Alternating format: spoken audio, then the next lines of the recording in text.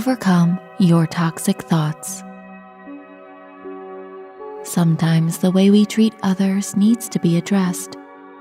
It could be easy to catch yourself on how you treat other people. However, sometimes we are less aware of how we treat ourselves through our inner conversation. Find yourself cozy in your bed. Rest your head against your pillow and give a little gratitude for the creator of this pillow and of your bed. The team who developed these things and the people who built them had you in mind, caring that you always get a full and relaxing night's sleep. Notice how comfortable you feel, knowing you have nowhere to be for several hours, so you can relax deeply right now.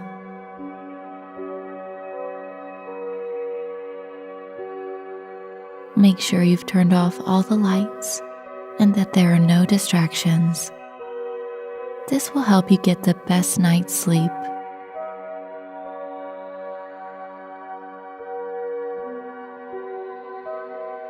Can you remember some of the things you've said about yourself today in your own head?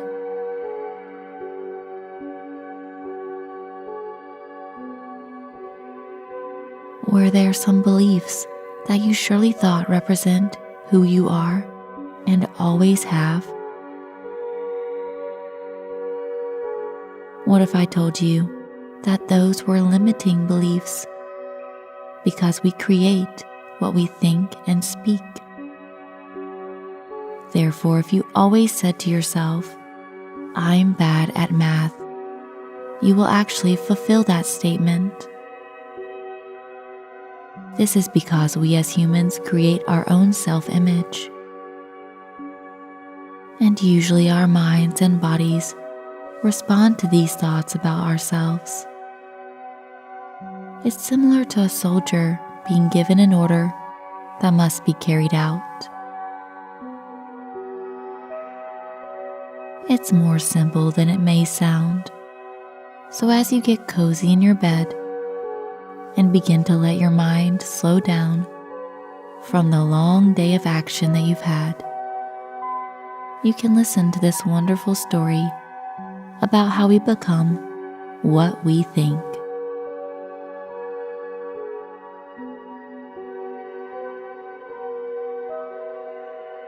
Julie is a kind person. The people she loves and knows, and those she works with, never have a bad word to say about her. Yet Julie is saying things about herself that are limiting her, making her who she is. Since she was very little, Julie was told that she was the overweight girl, that she was just big-boned, and that's how she would always be. And that's who she was.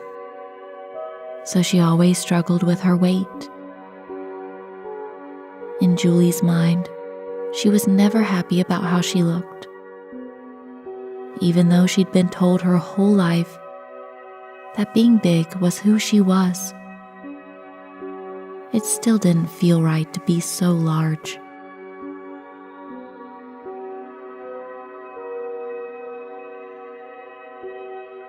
She tried different diets, but couldn't sit through the cravings. Each time she ate something unhealthy, she would say to herself, "Oh well, I'm just fat and that's how I've always been." And as she got older, it became more difficult to move her body around. Her friends would invite her places, but she found it was too exhausting and emotionally draining to think about going places where other people will notice that she has a problem with her weight.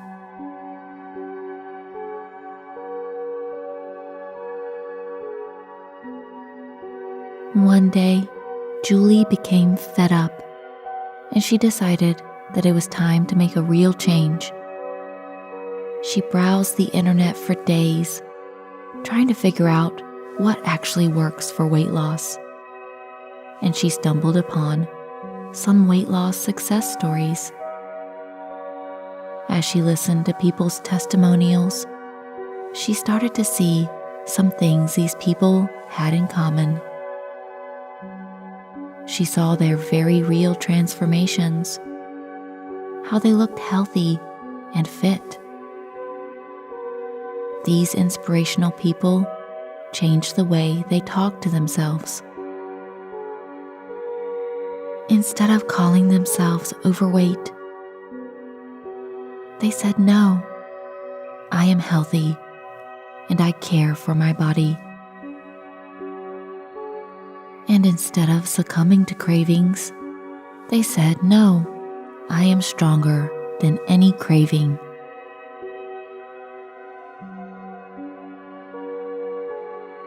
Changing the way we talk to ourselves seems like a powerful way to change your life.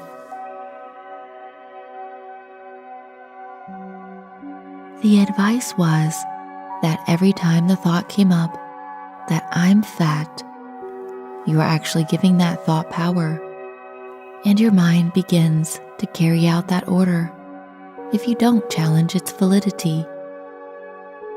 So that following week, every time that Julie thought a limiting belief, she would say, "No, I am healthy now, and I lose weight little by little every single day by making healthy choices."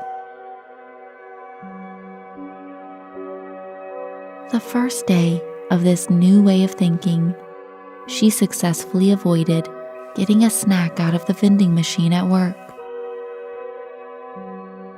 The craving came, but she looked in her purse and saw a couple of dollars, and the same old thought came in, "I'm hungry." And instead, she said, "No, I'm not going to buy an unhealthy snack. I don't need it."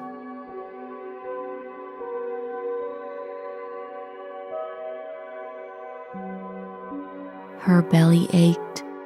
Oh, her body did not like that she finally said no to its craving. So her stomach twisted and turned and acted very hungry for that typical unhealthy snack. She stood her ground and thought to herself, "I'll make it through this hungry feeling.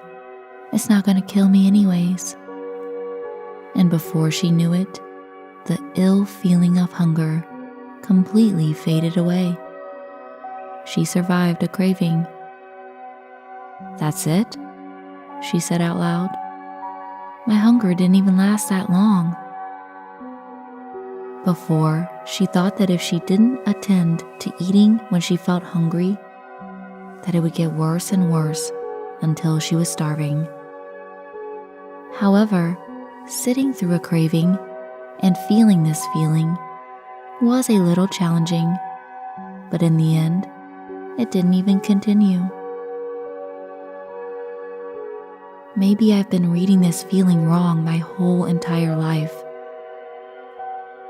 She began to sit and wait when she first felt hungry and timed how long these feelings would last.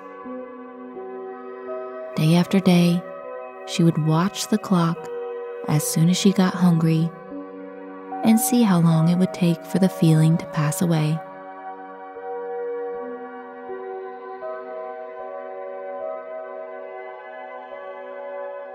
During the first week of practicing this new technique of self-awareness, she would watch the clock and see that it only took 25 minutes for the feeling of hunger to pass.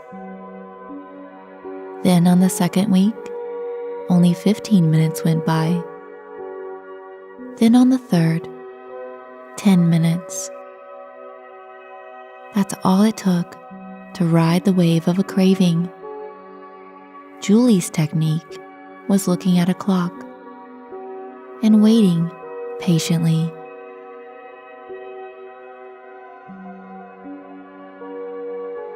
She She began to sit and wait for the first feeling of being hungry, and just waiting and seeing what happened. And Julie didn't even have a scale at home, because the last thing she wanted to know was her weight. But one day she woke up and grabbed her favorite comfy jeans and put them on, and they were slipping off of her waist. Wow, she thought. All I did was watch my cravings and observe them, and I lost weight.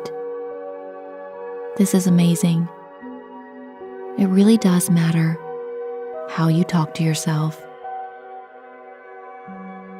She didn't even expect this. She actually had to dig out a belt from the bottom of her closet. When was the last time she needed a belt?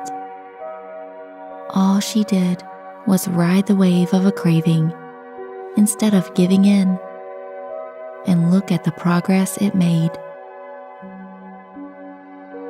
From now on, she had a heightened awareness of her self-talk. She would hear her negative self-talk, but she didn't believe it anymore. Those kind of thoughts aren't even hers. She has proven to herself that it isn't true. All cravings really did were get very strong and then just fade away if she didn't give in to them. She started to see herself as healthy. And months later, she was slimming down, little by little, looking better each day. Julie became an expert at paying attention to her inner voice. And the more she challenged these old stuck thoughts, the more she realized how many lies she was telling herself. Julie had to get all new clothes because none of hers fit anymore. And when she gave away those old clothes, she said, "This is who I used to think I was, and I will never think that about myself again."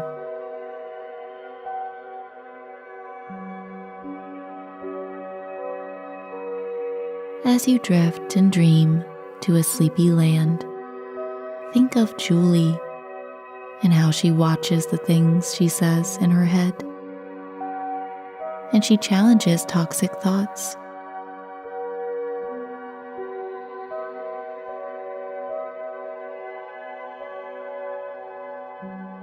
You could be unaware at how many things you are saying to yourself that are creating an unhelpful reality.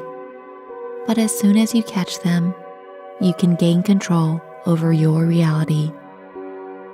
You can defeat your own toxic behaviors.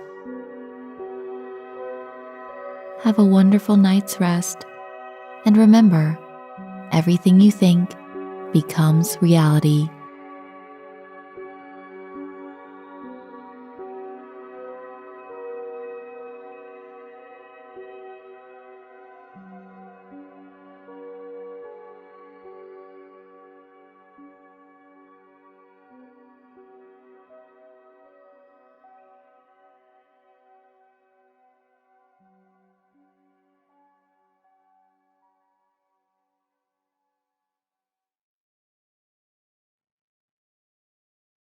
Thank you so much for allowing me to guide you through this meditation.